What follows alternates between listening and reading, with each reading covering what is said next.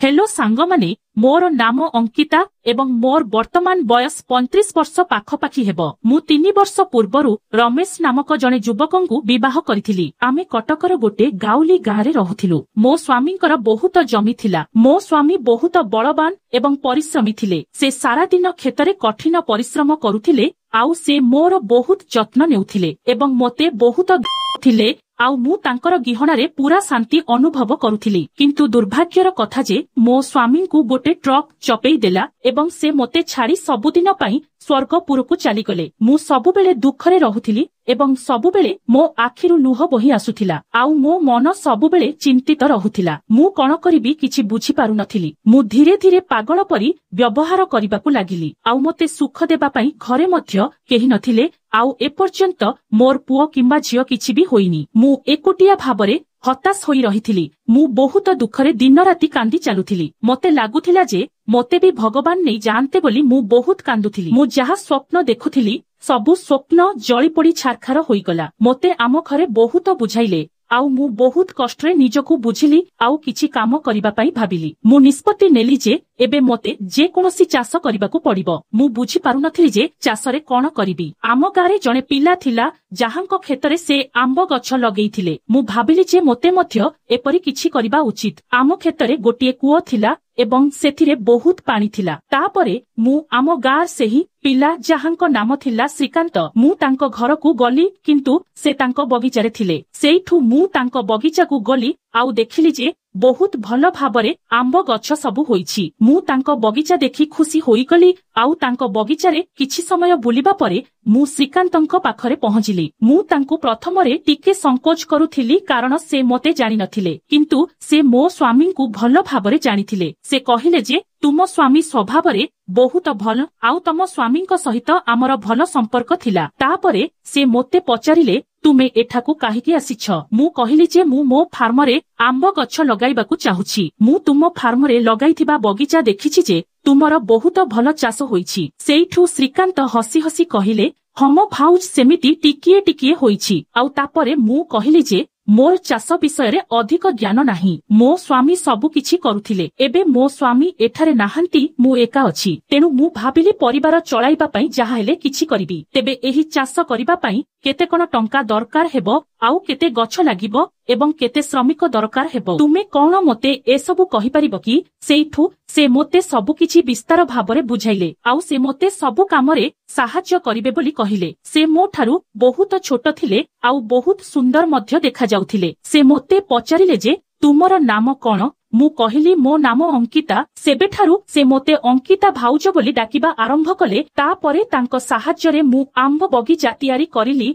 आउ मु किछि महिलांकु नियुक्ति देई एही आंब बगीचारे काम करिबाकू रखिली। श्रीकांत मोते चाष विषय रे सबु किछि कहुथिले। केउ औषध सिंचन करिवे, केउ सार देबे एवं केते पानी देबे सबु विषय मोते जणाउथिले। आउ से निजे औषध एवं सार मध्य आनी देउथिले। तांकर स्वभाव बहुत भल थिला। धीरे धीरे आम दुई जनक बंधुता बढ़िबाकू लागिला एवं आंब गछ मध्य बड़ हेबाकू लागिला। सेही खंच बगीचारे बुलिबा समयरे मोर हृदय खुशी होई जाउथिला। अस्थिर मन पुणी जिद्धरी ठिया होई जाउथिला। मु कोनोसी प्रकारे मो स्वामींक स्मृति को मने पकाई दिन बिताउथिली। एबे मात्र 5 मास मध्यरे आंब बूळ फुटिबा आरंभ हेइगला। आंब गछ गुड़िक बहुत भल देखा जाउथिला। आउ मु निजे एवं आउ किछि महिलांक सहित मिसी बगीचारे काम करुथिले। थरे मु आंब बगीचारे काम करुथिली सेतेबेले हठात मो हातरे टिके खंडिया होईगला। एहा देखि मु चित्कार कली। सेइठू श्रीकांत सेठाकू दौड़ी आसिले आउ मो खंडिया हातकू चुहिबाकू लागिले। मते बहुत शांति अनुभव हेउथिला।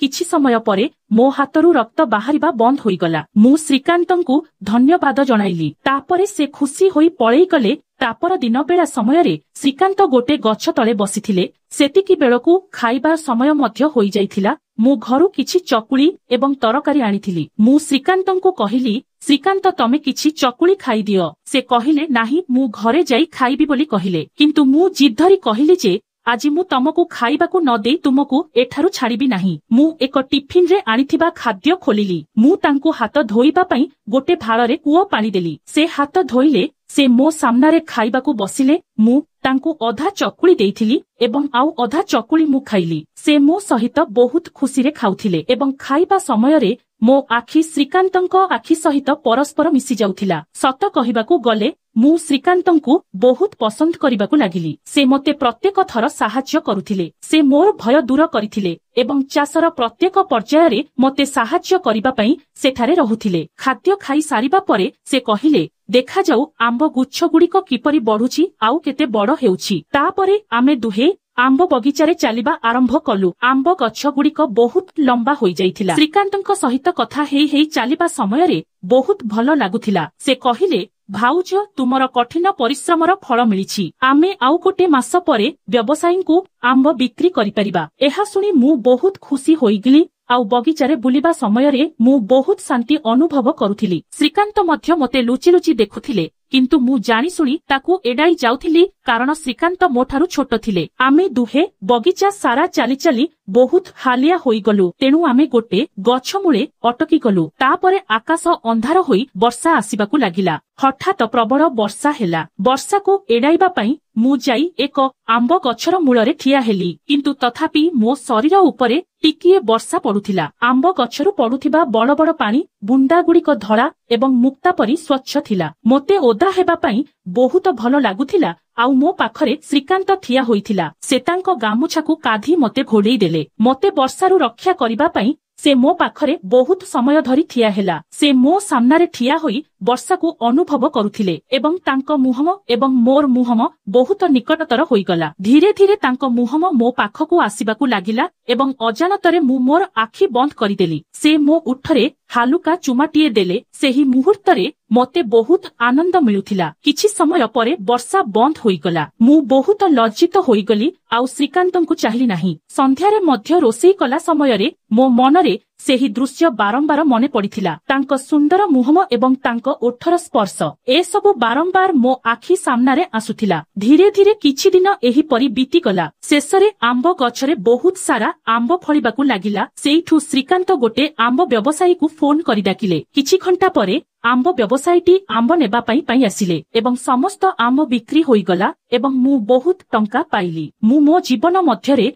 केबे भी एते टंका रोजगार करिनथिली। श्रीकांत मोर बहुत प्रशंसा कले, किंतु मु तांकू कहिली जे तुमर साहाय्य बिना एहा संभव होई नथांता। तुमे ही एते किछि हेबार कारण बोली तांकू मु धन्यवाद जणिली। आउ मु निष्पत्ति नेली जे श्रीकांत मोते बहुत साहाय्य करिसंती। मु तांकू किछि ना किछि पुरस्कार देबी बोली भाबिली। तापरे मु बजार को जाई तांको पई गोटे सुना चेन किनिली। गोटिए दिन मु श्रीकांतଙ୍କୁ रात्रि भोजन पई डाकिली। मु तांको पई बहुत भल भल खाद्य रांधिथिली। से संध्या समयरे मो घरकू आसिथिले। मु तांकू ठंडा पानी आउ किछि जलखिया खाइबा पई देली। आउ आमे दुहे बसी बहुत समय पर्यंत कथाबार्ता हेलु। आउ कथा हेई हेई रोषेई सारी देली। तापरे आमे दुहे एकाठी खाइलु। मु तांको पई रांधिथिबा खाद्य तांकू बहुत पसंद आसिला। खाई सारिबा परे आमे कथाबार्ता आरंभ कलु। से मते गोटे गिफ्ट देले। मु पचारिली एहा कोन? से कहिले तुमे एहाकू खोलो एवं देख। मु सेही गिफ्ट खोलिली एवं सेथिरे मो पई बड़ मोबाइल थिला। एहा देखि मु आश्चर्य होईगली